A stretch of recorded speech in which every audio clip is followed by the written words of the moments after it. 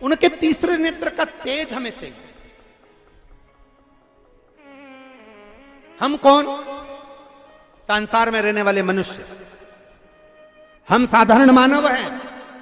वो तो ललिता जी थी जो भगवान शंकर के तीसरे नेत्र के तेज को उन्होंने ग्रहण करा, देखा, झेला।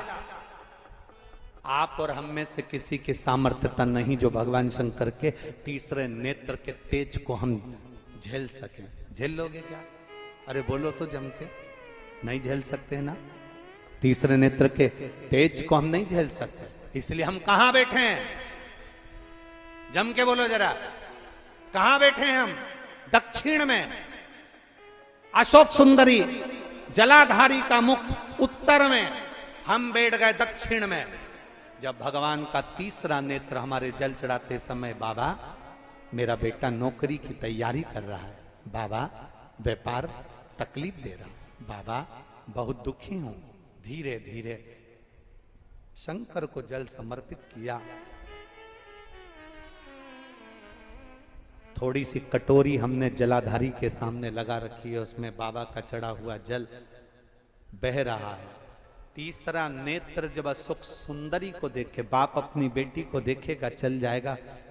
बाप की दृष्टि अपनी पुत्री पर पड़ेगी तो पुत्री भी निवेदन करेगी, और वो जल जब पड़ा, नेत्र की दृष्टि जब पड़ी अशोक सुंदरी पर, चढ़ा हुआ जल जब नीचे की ओर जाता है, अशोक सुंदरी से लगता हुआ हमारी कटोरी में, पात्र में आता है, उस जल को जब हम झेल कर पीते हैं या घर लेकर जाते हैं, लोग पूछते हैं शिवजी पे चढ़े हुए जल से रोग कैसे मिटता है? उसका कारण केवल एक है, शंकर का तीसरा नेत्र अपने भक्तों के लिए नित्य प्रति हर पल तैयारी में खुलता है। ऐसा नहीं कि बंद रहता।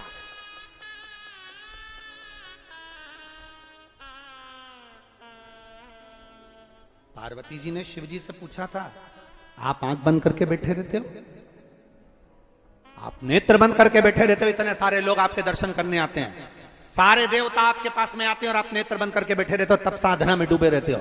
पार्वती जी ने प्रश्न किया था, बाबा आप नेत्र क्यों नहीं खोलते?